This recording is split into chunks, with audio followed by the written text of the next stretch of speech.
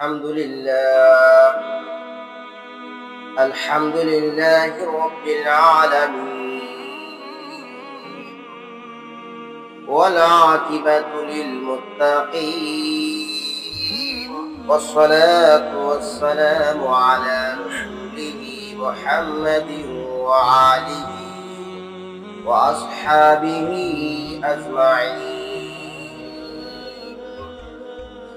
أعوذ بالله من الشيطان الرجيم. بسم الله الرحمن الرحيم. يا أيها النبي جاهد الكفار والمنافقين واغلظ عليهم ومأواهم جهنم وبئس المصير. ضرب الله مثلا للذين كفروا امرأة نوح وامرأة لوط كانتا تحت عبدين من عبادنا صالحين فخنتاهما فلم يغنيا عنهما من الله شيئا وقيل ادخلا النار مع الداخلين. وضرب الله مثلا للذين آمنوا امرأة فرعون إذ قالت رب ابني لي عندك بيتا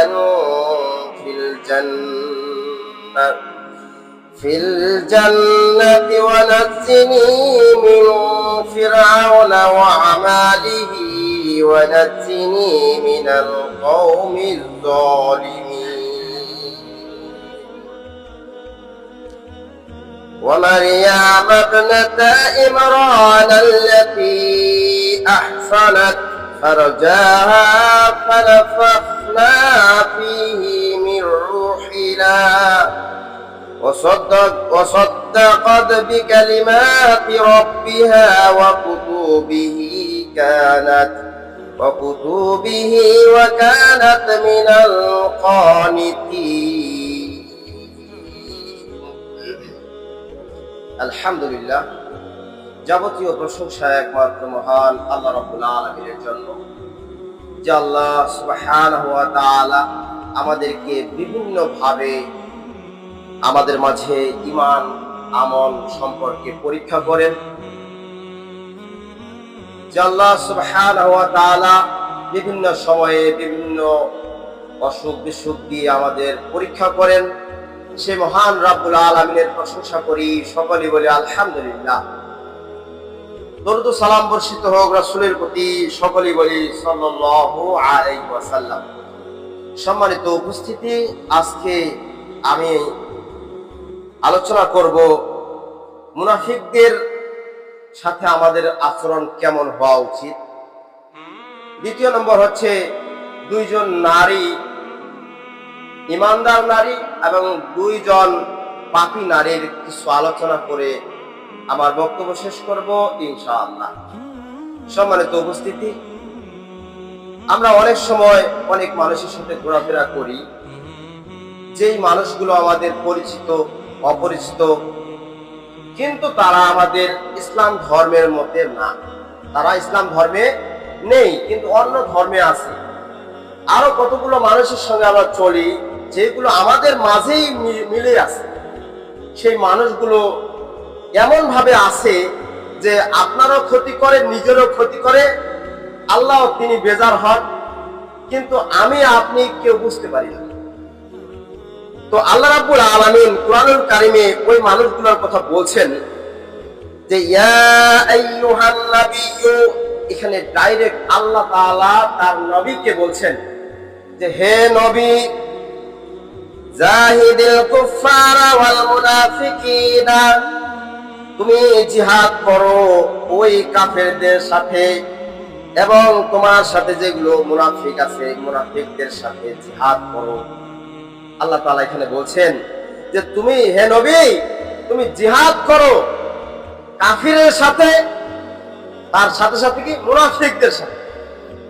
এখন কাফেরকে, যারা আল্লাহর কোরআনকে অস্বীকার করে, যারা আল্লাহর বিধানকে অস্বীকার করে, আল্লাহর দেওয়া পদ্ধতি বিধান অনুযায়ী চলতে চায় না, আল্লাহ তাআলার কোরআনের অপব্যাখ্যা করে চলে, আল্লাহ তাআলাকে মনে প্রাণে বিশ্বাস করতে পারে না, রাসূলকেও বিশ্বাস করতে পারে না, আল্লাহর পক্ষ থেকে জিবরাইলের মাধ্যমে যে দেওয়া একটা আল কোরআন দেওয়া হয়েছে এই কোরআনটাকেও বিশ্বাস করে না, তারাই কাফের। এই কাফেরদের সাথে জিহাদ করতে হবে।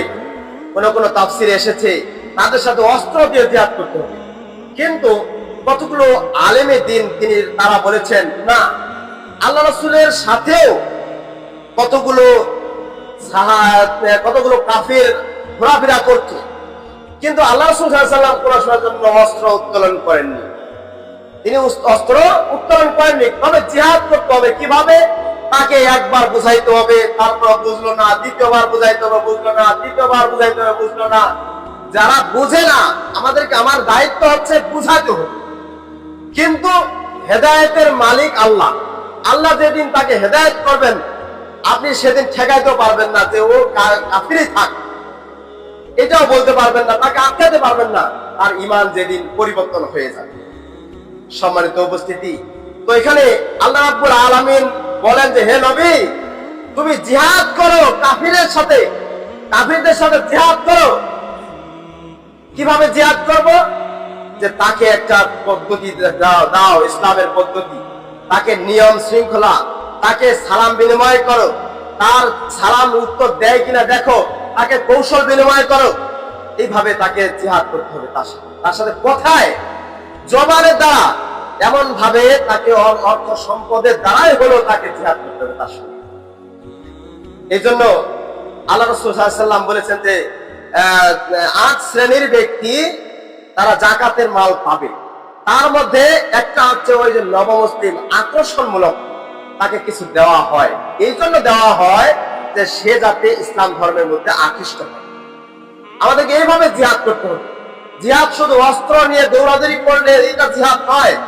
জিহাদ হচ্ছে তাকে মনে প্রাণে তাকে ঈমানের কথা, ঈমানের দাওয়াত দেওয়া, তাকে আমলের কথা বলা, তাকে আল্লাহ রাসূল সম্পর্কে কিছু ধারণা দেওয়া, তাকে আল কোরআন সম্পর্কে বুঝিয়ে দেওয়া, এটা হচ্ছে জিহাদ। তাদের সঙ্গে এভাবে জিহাদ করতে। দ্বিতীয় নম্বর হচ্ছে মুনাফিকিনা, এবং মুনাফিকদের সাথে জিহাদ করো। এখানে আল্লাহ রাসূল সাল্লাল্লাহু আলাইহি ওয়াসাল্লামের এই হাদিস, এই আয়াতের উপর হাদিস যেটা এসেছে যে তাদের সাথে এমন ভাবে কথা বলতে হবে। সেই মুনাফিকগুলা কে? মুনাফিকগুলা আল্লাহ রাসূলের জামানায় ছিল।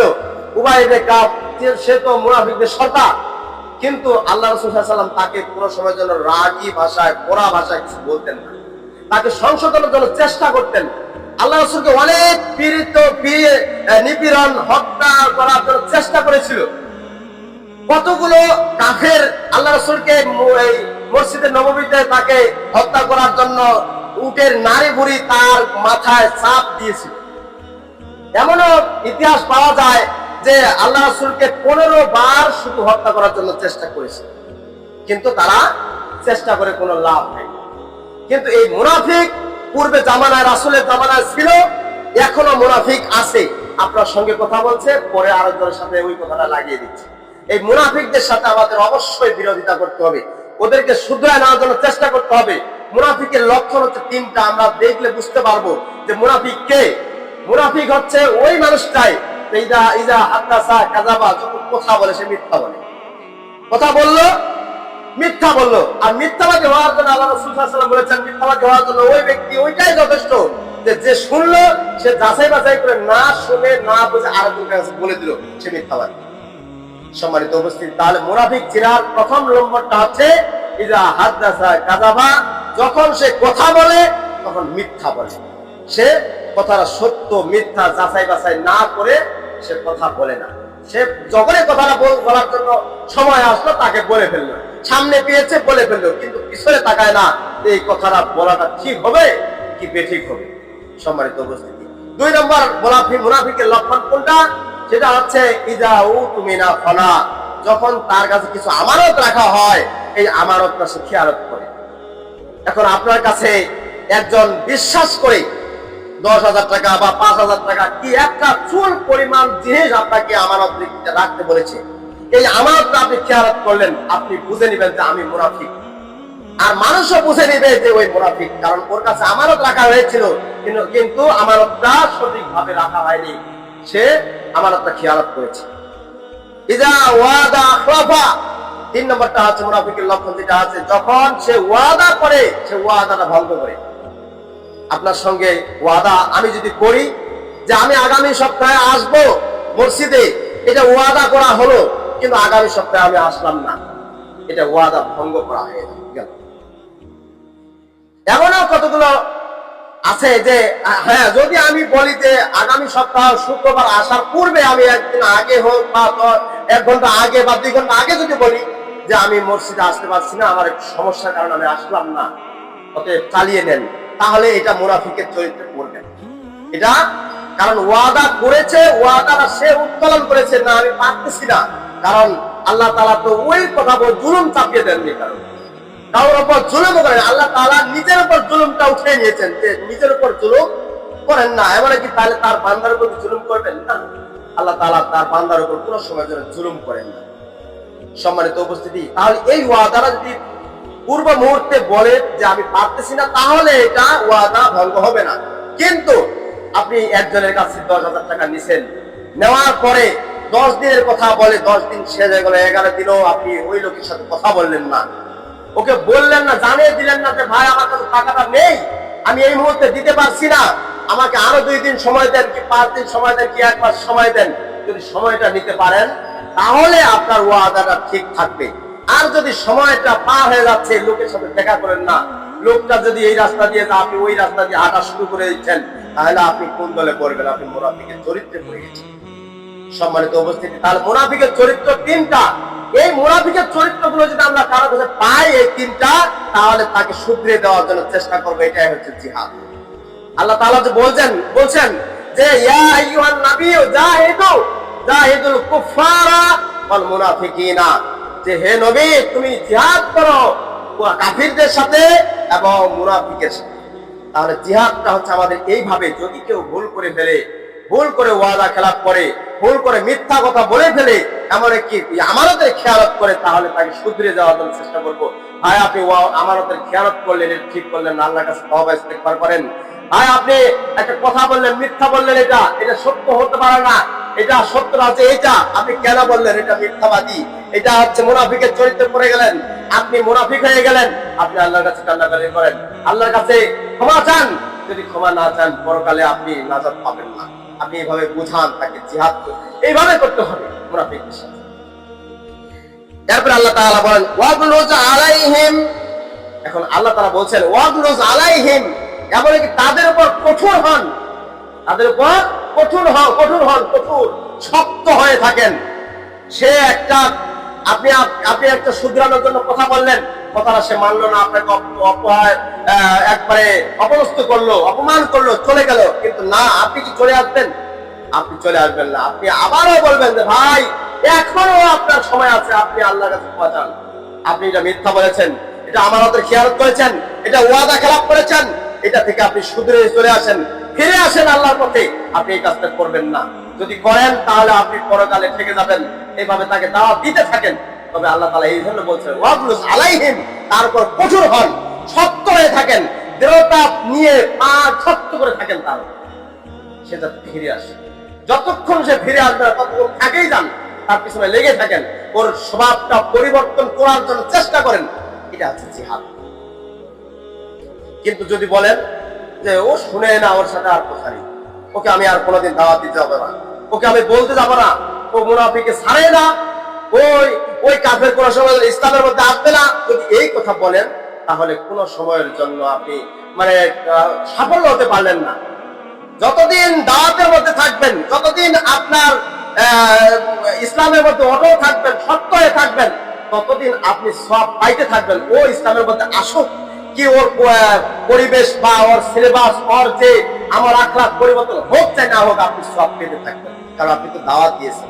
আল্লাহ তাআলা তো বলছেন যে তুমি দাওয়াত দেওয়ার কাম দাওয়াত দাও, নবী তো বলেছেন তুমি দাওয়াত দেওয়ার কাম দাওয়াত দিতে থাকো, কিন্তু হেদায়েতের মালিক আল্লাহ, আমি হেদায়েত করব। আমি যতক্ষণ হেদায়েত করবো না ততক্ষণ তুমি যতই চেষ্টা করো কাজ হবে না।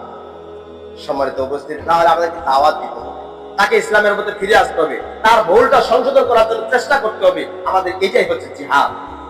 তাহলে জিহাদ মারামারি আর কাটাকাটি দৌড়াদৌড়ি এইটা জিহাদ নয়। জিহাদ হচ্ছে সংকল্প, ইচ্ছা করা।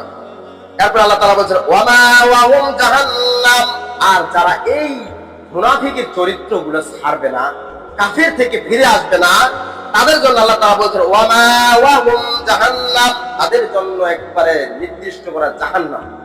তাদের জন্য কি? জাহান্নাম। কিন্তু জাহান্নাম থেকে বাঁচানোর জন্য আমাদেরকে অবশ্যই চেষ্টা করতে হবে। সে একজন মুসলমান, আল মুসলিমুন আখুল মুসলিম, একজন মুসলমান আরেকজন মুসলমানের ভাই। একজন মুসলমান যদি জাহান্নামে যায়, আপনি কি দেখে থাকবেন সে আমার ভাই, সে জাহান্নামে যাবে কেন? তাকে ফিরে আনতে হবে, এটা আমাদের দায়িত্ব। এরপর আল্লাহ তাআলা বলেছেন ওয়াবিসাল মাসির, আর কতই যে নিকৃষ্ট, কতই যে নিম্ন, কতই যে একবারে প্রজ্বলিত আগুন সে জাহান্নাম। সেই জাহান্নাম সম্পর্কে তাকে ধারণা দিতে হবে। সেই খারাপ জিনিস, খারাপ একটা বড় ধরনের জাহান্নামের কথা তাকে বলতে হবে, ভাই এই জাহান্নামে আপনাকে যাইতে হবে। এই জাহান্নাম কঠিন একটা জাহান্নাম। এটা মানুষ গেলে, যদি সাধারণত একটা আগুনের উপর নির্ভর করে, যে মানুষটা বুঝে না যে জাহান্নামটা কি জিনিস, বুঝে না, তাকে একটা ম্যাচ ভরাই দিয়ে এনে তাকে আঙ্গুলটা দিতে বলবেন, তো ভাই আপনি আঙ্গুলটা দিয়ে দেন, একটু দেন, জাহান্নাম একটু চেক করে নেন জাহান্নামটা কি জিনিস। সে বলবো, মানুষটা আঙ্গুলটা দিবে না, সে আঙ্গুলটা দিতে নারাজ হবে, না আমি আঙ্গুলটা দিব না, পুরো যাবে। সাধারণত দুনিয়াতে একটু সেমটা লাগলে যে আমরা করি, যত রকমের আলু আর ডিম ভাঙে দেওয়ার চেষ্টা করি, তার কিয়ামতের মাঠে যখন আমাদের জাহান্নাম একবারে নির্দিষ্ট করা হবে, জাহান্নামে যাইতে হবে, তখন কয়টা ডিম ভাঙে না আগুন নিভাবে, কয়টা আলু কাটে হেন একবার দোলায় তার উপর দিবেন, লাভ হবে না। সেই দিনের কথা একটু স্মরণ করতে হবে। আমাদের শরীর, আমাদের সম্পূর্ণ শরীর যে জাহান্নামে চলে যাবে, সেই জাহান্নামটা কি হবে, সেই জাহান্নামে আমাকে কেমন করে থাকতে হবে, হাও মাও করে সেদিন কেউ কারো উপকার করতে পারবে না। যতই বন্ধু বান্ধব থাক দুনিয়ার মধ্যে, কাজ হবে না। তাই আমরা আমাদেরকে চেষ্টা করতে হবে একজন মুসলমান ভাইকে, আমাদের দায়িত্ব যেটা, সেটা হচ্ছে তাকে জাহান্নামের পথ থেকে জান্নাতের পথে টানে নিয়ে আসা। এটা হচ্ছে আমাদের জিহাদ। তারপরে বলেছিলাম যে দুইজন নারী, পাপী নারী দুনিয়ার জীবনে ছিল, সে নারীরা কারা? আল্লাহ তাআলা বলেন দরাবাল্লাহু মাসালান লিল্লাযীনা কাফারু ইমরাআতা নূহিন ওয়া লূত। এখানে আল্লাহ তাআলা বলছেন যে দুইজন কাফির, দুইজন নারী, পাপাচারী নারীর কথা আল্লাহ তাআলা পেশ করলেন। দুইজন নারীর কথা আল্লাহ তাআলা পেশ করলেন। কি কোন কোন নারীগুলো? ইমরাআতা নূহিন ওয়া ইমরাআতা লূত, মানে লূত আলাইহিস সালামের স্ত্রী আর হচ্ছে নূহ আলাইহিস সালামের স্ত্রী। এরা চলছিল, তারা আল্লাহ তাআলা পক্ষ থেকে তিনি নবী। নূহ আলাইহিস সালাম কি একজন নবী, লূত আলাইহিস সালামও একজন নবী, কিন্তু তাদের সহধর্মিনী, তার স্ত্রী হচ্ছেন একজন পাপাচারী নারী। তারা পাপাচারে লিপ্ত থাকতো।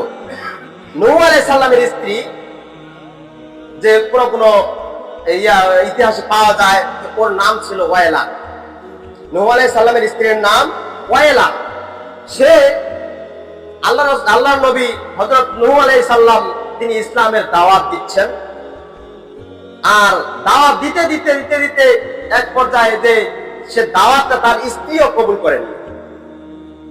এমনও করেছিলেন যে যখনই আল্লাহর নবী হযরত নূহ আলাইহিস সালাম মানুষকে দাওয়াত দিতেন, কিন্তু পিছনে পিছনে তার স্ত্রীও সেই কথাটা উপহাস করত, মানুষকে বলতো এই পাগল হয়েছে, এই ইদানিং পাগল হয়ে গেছে, কি কথায় ওহী আসে, কার সাথে কথা বলে, আর এইগুলা নিয়ে এনে ব্যস্ত, সে এদের কথা শোনো না, এই স্বামী হতে পারে আমার, কিন্তু আমি তার প্রতি, তার আল্লাহর প্রতি, তার খোদার প্রতি আমি ঈমান আনি, তোমরাও আনবা না। এভাবে পিছনে লেগে থাকে। এমনকি নূহ আলাইহিস সালাম দাওয়াত দিতে দিতে তাকে সমস্ত মানুষকে দাওয়াত দিয়েছেন, কিন্তু দাওয়াত দিয়ে কোনো কাজ হয়নি। 40 জন, 50 জন, মতান্তরে 80 জন এসেছে। এগুলোকে, এই কয়েকটা মানুষকে দাওয়াত দিয়ে তাকে ইসলামের পথে টেনে নিয়ে এসেছে। কিন্তু বাকি যে পৃথিবীতে মানুষ ছিল এই মানুষগুলোকে হেদায়েত করতে তিনি পারেননি। শুধু পারেননি, যদি তার নিজের স্ত্রীটা সহযোগিতা করত তাহলে অবশ্যই কিছুটা নাহলে সাফল্য হতো। একজন নারী হয়ে, তার স্ত্রী হয়ে সে বাধা দিত ইসলামের পথে, কিন্তু নূহ আলাইহিস সালাম তাকেও দাওয়াত দিয়েও কাজ হয়নি। তেমনই ভাবে সে কাফেরি মানে কুফরি কাজে সবসময় ব্যস্ত থাকতো। সে কুফরি কাজটা বেশি পছন্দ করত, কিন্তু ইসলামের কাজটা পছন্দ করত না। যেমনই ভাবে নূহ আলাইহিস সালামের স্ত্রী কুফরি কাজ করেছিল, শিরকি কাজ করেছিল, তেমনই ভাবে আমাদের সমাজগুলো ওই নারীও কিন্তু রেহাই পাননি। আল্লাহ তাআলা তাকে শাস্তি দিয়ে, তাকে একেবারে বড় ধরনের শাস্তি দিয়ে তাকে একবার পাথরে একবারে পরিপূর্ণ করেছিলেন। এখনো নূহ আলাইহিস সালামের স্ত্রী যে আছে, তিনি লূত আলাইহিস সালামের স্ত্রী পাথর হয়েছিলেন। লূত আলাইহিস সালামের স্ত্রী পাথর হয়ে গেছিলেন। এখানে সন্দেহ আছে একটু যে নূহ আলাইহিস সালাম কি লূত আলাইহিস সালাম, এখানে একটু সন্দেহ আছে যেটা যে একজন পাথর হয়ে গেছিলেন শুধু তাদের পাপের কারণে। সম্মানিত উপস্থিতি, যে দুইজন নারীর কথা বলছিলাম, যে নূহ আলাইহিস সালামের স্ত্রী সে একজন কুফরি কাজ করত, ঈমান আনেনি, আল্লাহর প্রতি ঈমান আনেনি। তো নূহ আলাইহিস সালাম তাকে দাওয়াত দিয়েছিলেন, কিন্তু দাওয়াতে সে রাজি হয়নি। কিন্তু এমনিতে সংসার জগতে সবকিছুই হতো, তার সঙ্গে উঠা বসা, খাওয়া দাওয়া, লেনদেন, এক বিছানা শোয়া সবকিছুই হতো, কিন্তু নূহ আলাইহিস সালাম যে আল্লাহর প্রতি ঈমান এনেছে, নূহ আলাইহিস সালামের স্ত্রী ঈমান আনেনি। কিন্তু তাকে জাহান্নামে, দুনিয়াতে জাহান্নাম তাকে বলেছিলেন আল্লাহ তাআলা যে ও জাহান্নামী। কিন্তু এই দেখেন বর্তমান জামানায় অনেক পুরুষ আছে, তার স্ত্রীও আছে, কিন্তু পুরুষটা বলতেছে যে তুমি এই কুফরি কাজটা করো না তো, কিন্তু স্ত্রীটা যা করে কি জানেন, ভিতরে ভিতরে যা কুফরি কাজটা করে। স্বামী বলতেছে এই কাজটা কুফরি, এইটা করা যাবে না, কিন্তু স্ত্রী যায় করে কি এমন মহান কবিরাজের কাছে যায় যে এমন তাবিজ ধরে আসে, এমন ভাবে ব্যবহার করে বলতেও পারে না, স্বামীটা বলতে পারে না। তো আসলে নূহ আলাইহিস সালামের স্ত্রী যেমন করেছিল, মানে আমার সামনে ভালো, নূহ আলাইহিস সালামের সাথে ভালো, কিন্তু বাকি মানুষের কাছে সে করে কি নূহ আলাইহিস সালামের সম্পর্কে বর্ণনা করত, বিরোধিতা করত, যে ওর আল্লাহর সাথে কোনো মাথা নত করো না, ও একবার পাগল হয়ে গেছে, নূহর কথা শোনো না, তার স্ত্রী বলত। সম্মানিত উপস্থিতি, আসলে সঠিক পথের সন্ধান দিয়েছিল তার স্বামী, মানে নূহ আলাইহিস সালাম সঠিক পথটা দেখিয়ে দিয়েছিল, জান্নাতের পথটা দেখিয়ে দিয়েছিল, কিন্তু তার স্ত্রী জান্নাতের পথটা বাছে নেই। সে ঈমান হারা হয়েছে, সে ঈমানটা নিয়ে আসে নাই যে আল্লাহ যে একজন আছেন, এই কথাটা তারা বিশ্বাস করেননি। বিশ্বাস না করার কারণে আল্লাহ তাআলা তাদেরকে কোরআনে উল্লেখ করে দিয়েছেন ওই নারী হচ্ছে জাহান্নাম। সম্মানিত উপস্থিতি, অনেকের স্ত্রী এই কাজটা করে যে স্বামীকে না জানিয়ে কুফরি কালাম করে বেড়ায়। স্বামী জানে না যে কে আমার স্ত্রী কোথায় গেছে, কোন মহানের কাছে গেছে, কোন কবিরাজের কাছে গেছে, কিভাবে পাঞ্জি দেখে আসছে, কোথায় কি টাকা হারাইছে না হারাইছে, কবিরাজের কাছে, মহানের কাছে, পাঞ্জিয়ারের কাছে গেছে, তাই কুফরি কাজ ঈমানটাকে বিক্রি করে দিয়ে চলে আসছে। সম্মানিত উপস্থিতি, এটাতে বোঝা যায় যতই আপনার মুমিন একটা আত্মীয় থাক, কিন্তু কুফরি কালাম দিয়ে কাফের একটা নারী আপনার এই সহকারী হয়ে, আত্মীয় স্বজন হয়ে কিয়ামতের মাঠে আপনাকে বাঁচাবে, এরকম কোনো প্রমাণ পাওয়া যায় না, সক্ষম হবে না। সম্মানিত উপস্থিতি, সেরকম একজন পুরুষ আর একজন স্ত্রী, যদি পুরুষটা বলে যে না তুমি এটা কুফরি কাজ করো না, এটা করলে তুমি জাহান্নামে চলে যাবা, কিন্তু তারপরে মানলো না, সে জাহান্নামে চলে যাবে, কিন্তু পুরুষের কোনো ক্ষতি হবে না, কারণ পুরুষটার ক্ষতি হবে না, এই জন্য সে দাওয়াত দিয়েছে। আমি যদি আমার স্ত্রীকে বলি যে তুমি এই কাজটা, কুফরি কাজটা করো না, করা যাবে না, আর যদি না জানে করে সে পাপী হয়ে গেছে ভিতরে সে নিজে, কিন্তু স্বামীও জানে যে এটা কুফরি কাজ, আমার স্ত্রী করতেছে ভালোর জন্য, যদি এটা ভালো মনে করেন তাহলে আপনিও জাহান্নামে চলে যাবেন। সম্মানিত উপস্থিতি, তো পুরো নারী কাফির হবে, তার স্বামী একজন ইমানদার হবে, এই ইমানদার স্বামীকে আর সে কাফির নারী হয়ে এই স্বামীর ওসিলা করে সে জান্নাতে যাবে, এরকম কোনো প্রমাণ নেই, কেউ যাবে না। সেদিন নিজের জীবনটা নিয়ে নিজেকে যাইতে হবে। তবে কুল্লুকুম রাইন ওয়া কুল্লুকুম মাসউলুন আন রায়াতি, যে কিয়ামতের দিন সবাইকে বলবে, জিজ্ঞাসা করবে যে তোমার দায়িত্ব সম্পর্কে তুমি কেমন সচেতন ছিলে। এখন আমার স্ত্রীর কথা যদি আমি সচেতন না থাকি, আমার স্ত্রী কুফরি কাজ করে বেড়াচ্ছে আর আমি না করি বাধা, তার সময় তাকে আমি বাধাও দেই না, তারপর আমি কড়া ভাষা কথাও বলি না, কিন্তু আমাকেও তাহলে জাহান্নামে যেতে হবে। সম্মানিত উপস্থিতি, এখনো যে পরিবারে স্ত্রীরা এখনো কবিরাজি করে বেড়ায়, মাহানের কাছে যায়, তাবিজ কবজ করে, ছেলে সন্তানের গলায় তাবিজ দেয়, চাপ উঠে বেড়ায়, ইমানটা তার বিক্রি করে চলে গেছে। তার অন্তরে ইমান আর নেই, ইমান জিনিসটা তার থেকে উঠে গেছে, কারণ তার বিশ্বাসটা চলে গেছে ওই সুতাটাতে, ওই তাবিজটার উপর, সে কুফরি কাজের উপর নির্ভর করে চলছে। কিন্তু আল্লাহ তাআলা যে তিনি আছেন এটা সে বিশ্বাস করে না। লূত এই জন্য এই যে কুফরি কাজ করার কারণে, ইমান না আনার কারণে একজন নবীর স্ত্রী হয়ে জাহান্নামে চলে গেছে। দ্বিতীয় নম্বর যেটা, সেটা হচ্ছে লূত আলাইহিস সালামের স্ত্রীও সে জাহান্নামে চলে গেছে। কি জন্য গেছে? লূত আলাইহিস সালামের স্ত্রী এই কাজটা শুধু বেশি করত, যে সমকামিতা, ট্রান্সজেন্ডার যাকে বলা হয়, যে পুরুষে পুরুষে বিবাহ, আবার স্ত্রী স্ত্রী বিবাহ, নারী নারী বিবাহ, এটা সে পছন্দ করত। এক কথা জেনা ব্যভিচারে সে লিপ্ত থাকতো বেশি, কিন্তু নিজে না। তিনি তো একজন নবীর স্ত্রী, তিনি নিজে না, কিন্তু মানুষকে লেলিয়ে দিত, মানুষকে বলতো তুমি ওই পুরুষের সাথে জেনা করো, পুরুষে পুরুষে জেনা করতে বলে, নারী নারীকে জেনা করতে বলে, এরকম ভাবে কথা বলতো। কিন্তু সে নিজে যেটা কাজ করেছে সেটা করে তিনি নিজের, সে হচ্ছে একজন নবীর স্ত্রী, কিন্তু নবীর স্ত্রী হয়ে সে জাহান্নামে চলে গেছে। কারণটা কি? কারণ হচ্ছে ওইটাই যে সে সমকামিতা করার জন্য মানুষকে লেলিয়ে দিত। সে একটা ওই গাবাইত কয় না, আগের মানুষ চোরের পর ডাকাত, ডাকাতের পর গাবাইত, সে গাবাইত হচ্ছে ওই লূত আলাইহিস সালামের স্ত্রী। সে ঘর ছেড়ে দিত, তার ঘরে জেনা ব্যভিচার হতো, কিন্তু সে নিজে করতো না। সে নিজে কিন্তু ভয় পাইতো, নিজে করা যাবে না, কিন্তু এই পাপটার কারণে মানুষ পাপ করছে। পাপটা কি ওদের হচ্ছে, কিন্তু যে সহযোগিতা করছে তারও তো পাপ হচ্ছে। সম্মানিত উপস্থিতি, তো লূত আলাইহিস সালামের স্ত্রী এই কাজটাতে বেশি করতো।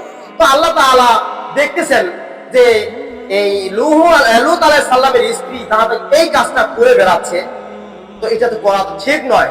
তো আল্লাহর পক্ষ থেকে 3 জন ফেরেশতা নিয়োগ করা হয়েছে। 3 জন ফেরেশতা পুরুষ রূপে নিয়োগ করা হয়েছে লূত আলাইহিস সালামের কাছে। যখন 3 জন ফেরেশতা আসলো, আসার পরে লূত আলাইহিস সালামের একটা দিক ভালো ছিল, কোনটা? সেটা হচ্ছে মেহমানদারি করা, মানে মানুষকে মেহমানদারি করাইতো।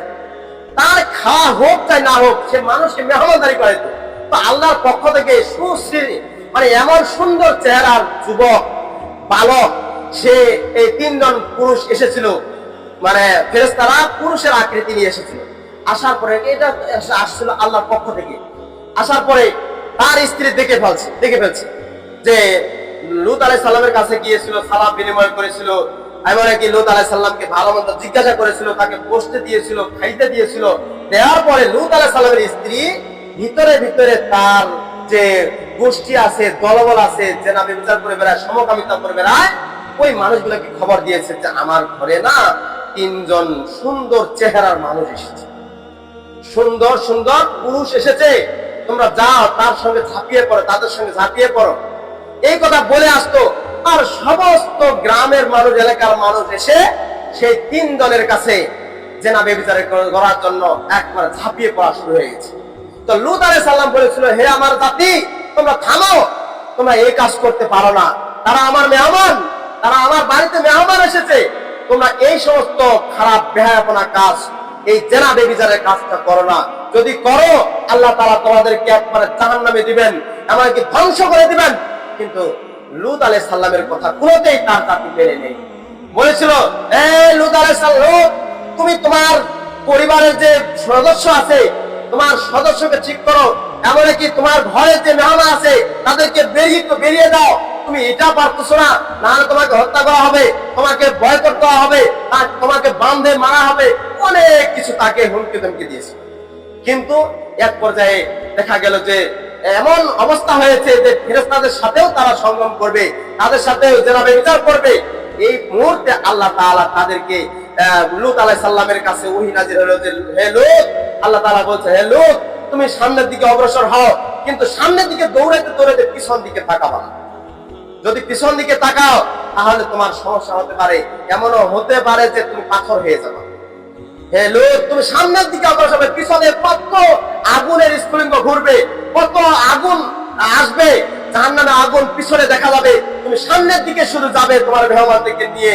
যারা তোমার জাতি তোমার ধর্ম নিয়ে যারা পরিকল্পনা করে তারা পিছনে থাকবে, তাদের দিকে তুমি তাকাবা না, তারা পিছনে ধ্বংস হয়ে যাবে, তুমি সামনের দিকে অগ্রসর হবে। তো লূত আলাইহিস সালাম সামনের দিকে অগ্রসর হচ্ছেন তার মেহমানদেরকে নিয়ে।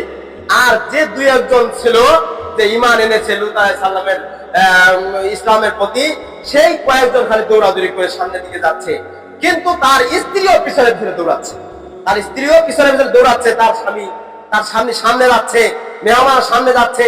কিন্তু তার স্ত্রী তো জেনাগার ছিল না, তার স্ত্রী ছিল মানুষকে শুধু লেলিয়ে দিত, মানুষকে পাপ কাজে সহযোগিতা করতে, এতটুকু ছিল।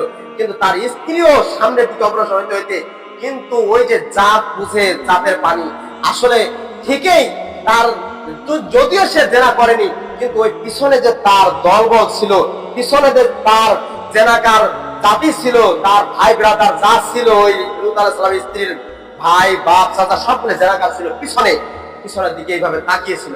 যখন তাকিয়ে দেখছে তখন তার স্ত্রী পাথর হিসেবে এইভাবে আছে।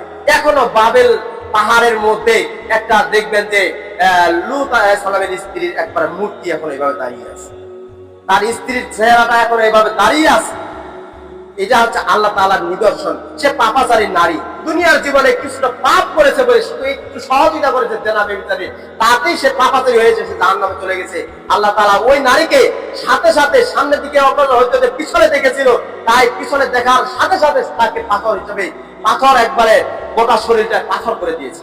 এখনো পর্যন্ত বাবেল শহরে পাহাড়ের উপরে দেখবেন যে একটা পাথর, এই ভিডিওগুলোতে দেখা যায় যে পাথর এইভাবে আছে, একেবারে একটা ভাঙ্গেও নেই, কিছু করেনি। কিন্তু পাশে যে জেনাকার একটা আছে যে দুই চারটা মানুষের ছবির মতো দেখা যাচ্ছে পাথরগুলো, ওইগুলো ছিল জেনাকার, ওদেরকে এটা নিদর্শন আল্লাহ তাআলার পক্ষ থেকে দেখানো হচ্ছে। সম্মানিত উপস্থিতি, তো অনেক নারী এখনো আছে ঘরের মধ্যে, বাড়ির মধ্যে সহযোগিতা করায়। সহযোগিতা কেমন? যেমন বর্তমানে কতগুলো নারী আছে পতিতা খুলেছে এলাকার মধ্যে, শহরের মধ্যে পতিতা খুলেছে। কেমন? যে তারা একটা ব্যবসার পথ বাছে নিয়েছে, যে এটা একটা ব্যবসার পথ। আসলে খারাপ পন্থায় যদি ব্যবসা করা হয়, এটা হারাম, এটা করা যাবে না। খারাপ পন্থায় আপনি একটা ব্যবসা চালু করেছেন, এটা যদি ব্যবসা হয় তাহলে ওটা কি হবে? ওটাও তো ব্যবসা হয়ে গেল। সম্মানিত উপস্থিতি, লূত আলাইহিস সালামের স্ত্রীও তিনি জাহান্নাম থেকে মুক্তি পান নাই। তো এরকম আমাদের এখনো কতগুলো নারী রয়েছে, এই গ্রামে গঞ্জে না পেলেও শহরে বন্দরে, ঢাকা শহরে যদি যান তাহলে দেখবেন যে পতিতা খুলেছে। পতিতা খুলেছে কি জন্য? তারা ব্যবসা করতেছে, সেখানে কতগুলো নারী নিয়ে।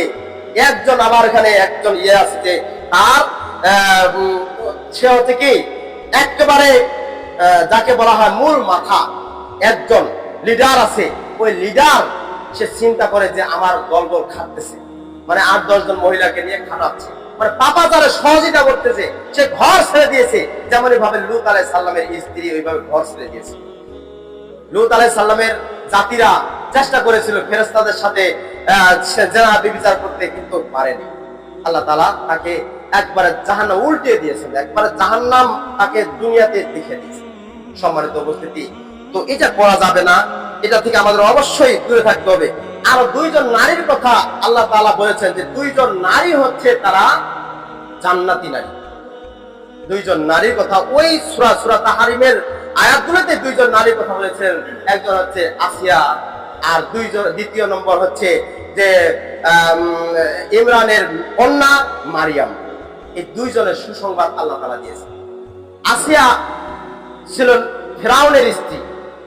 ফেরাউনের স্ত্রী আসিয়া, তিনি অনেক অত্যাচার সহ্য করেছিলেন, যার ইতিহাস, যার তাফসীর ইবনে কাসিরে দেখা যায় যে ওর কত যে নির্যাতন তার উপর। কিন্তু ওই নির্যাতন যদি বর্তমানে নারীদের হতো তো স্বামী ছেড়ে কতদিনে চলে যাইতো। কিন্তু আসিয়া তার স্বামীকে ছেড়ে যায়নি, তার স্বামীকে কোনো সময় বদয়াও দেন নেই। কিন্তু এখনকার নারীগুলো দেখা যায় যে স্বামী যদি খালি একটু যদি খালি টর্চার করে তার উপর যে কত মন্তব্য আর কত যে বদনাম আর কত যে তাকে বদুয়া দেয় হিসাবের বাইরে। তো এমনও কতগুলো নারী দেখা যায় সমাজের মধ্যে, তার স্বামী হয়তো একটু রাগী হয়েছে বা কটু কথা বলেছে বা একটা থাপ্পড় দিয়েছে, এই থাপ্পড় দেওয়ার কারণে অনেক নারী সংসার ভেঙে চলে গেছে। কিন্তু আসিয়া আলাইহিস সালাম তিনি তো চেষ্টা করতে পারতেন যে এই ফিরাউনের কাছে আমি থাকবো না, ফিরাউন থেকে আমি দূরে থাকবো, কিন্তু তিনি জানলেন তার হাতে তার ইন্তিকাল, তার যে মৃত্যু হয়েছে ফিরাউনের নির্যাতনের উপর। কিন্তু কোন সময়ের জন্য ফিরাউনকে ছেড়ে যায়নি। সে কাফির হতে পারে, সে একজন আল্লাহ বলে দাবি করতে পারে, সে প্রভু হওয়ার জন্য সব করেছিল, কিন্তু সে কি আছে? সে প্রভু নাই। তো আল্লাহ তাআলা তাকে দুনিয়াতে জান্নাতের ঘর দেখিয়েছিলেন। আল্লাহ তাআলার কাছে সে জান্নাতের ঘর চাইছিল। এত নির্যাতন সহ্য করার পরে নির্যাতন যখন বেশি হচ্ছে, যখন তেলে ভাজানো হচ্ছে, ভাজা দিচ্ছে এই আসিয়াকে, তখন তাকে আল্লাহ তাআলার পক্ষ থেকে আল্লাহ তাআলা তাকে জান্নাতের ঘর দেখিয়ে দিয়েছেন যে তোমার জন্য জান্নাত। তখন সে হাসতে হাসতে সে মৃত্যুবরণ করেছে। সম্মানিত উপস্থিতি, অনেক নারী স্বামীর অবাধ্য হিসেবে চলে যায়, কিন্তু এই যে যাওয়াটা ভুল হয়ে যায়, ভুল করে। আরেকজন নারী হচ্ছে, সেটা হচ্ছে মারিয়াম আলাইহিস সালাম। তিনিও, তার স্বামী ছিল না, কিন্তু তার গর্ভে একজন সন্তান এসেছিল, ঈসা আলাইহিস সালাম। আল্লাহ তাআলা রূহ ফুঁকিয়ে দিয়েছিলেন জিবরাইলের মাধ্যমে। সেটা আমাদের প্রতি আমরা তার প্রতি ঈমান এনেছিল। কি কয়, আমাদের যে নারীর কথা বললাম যে মারিয়াম আলাইহিস সালাম, মারিয়াম আলাইহিস সালাম শুধু আল্লাহর প্রতি ভরসা করেছে। তিনি আল্লাহ এক আছেন, আল্লাহকে ভুলে যাননি। তার পেটে সন্তান আসছে, কিন্তু মানুষ তো বলা বলি করছে, কিন্তু আল্লাহ তাআলার পক্ষ থেকে সে সন্তান জিবরাইলের মাধ্যমে রূপ দেওয়া হয়েছে, তার ঘরে সে সন্তান হয়েছে। এই সন্তান নিয়ে মানুষ কত যে কুৎসা রটনা করেছে, কত যে খারাপ মন্তব্য করেছে মারিয়াম আলাইহিস সালামকে, কিন্তু তিনি ঘর থেকে, তার মেহরাব থেকে বের হয়নি। কিন্তু আল্লাহ তাআলা তাকে সাহস দিয়েছিলেন যে তুমি তোমার সাহস নিয়ে তুমি থাকো, তোমার পা যেখানে আছে সেখানে তুমি দৃঢ়তার সহিত শক্তিশালী হয়ে থাকো। তুমি ওই শক্তিশালী হিসেবে থাকলে তোমার জন্য জান্নাত। সম্মানিত উপস্থিতি, তো অনেক সময় আমরা এইখান থেকে আমরা যেটা বুঝতে পারি যে অনেক সময় আমরা বেশি ধরনের মন্তব্য করে ফেলি, জেনে বুঝে না শুনে মানুষের উপর নির্ভর করে ধারণা করে, অমুকের মেয়ে এরকম করেছে, অমুকের মেয়ে এরকম করেছে, কিন্তু এটা বলাটা আমাদের বিপদ হচ্ছে, এটা করা যাবে না। কারণ কিভাবে তার সন্তান এসেছে, কিভাবে তার গর্ভে আসলো, সেই ভালো জানে, সেই ভালো জানে। কিন্তু আমরা মন্তব্য করে আমরা কি করছি? বিপদ করছি, পরনিন্দা করছি। অপরের পরনিন্দা করা যাবে। গত সপ্তাহে আমি পরনিন্দা সম্পর্কে আলোচনা করেছিলাম। সম্মানিত উপস্থিতি, আমরা চেষ্টা করব স্বামীর আনুগত্যশীল হওয়া, চেষ্টা করব পাপ কাজ থেকে বিরত থাকা, চেষ্টা করব মানুষের পরনিন্দা কুৎসা রটনা থেকে বিরত থাকার। আল্লাহ তাআলা আমাদেরকে সকলকেই তৌফিক দান করুন। সকলে বলি আল্লাহুম্মা আমিন। এগুলো আলোচনা শেষ করছি। ওয়া আখিরু দাওয়ানা আলহামদুলিল্লাহি রাব্বিল আলামিন।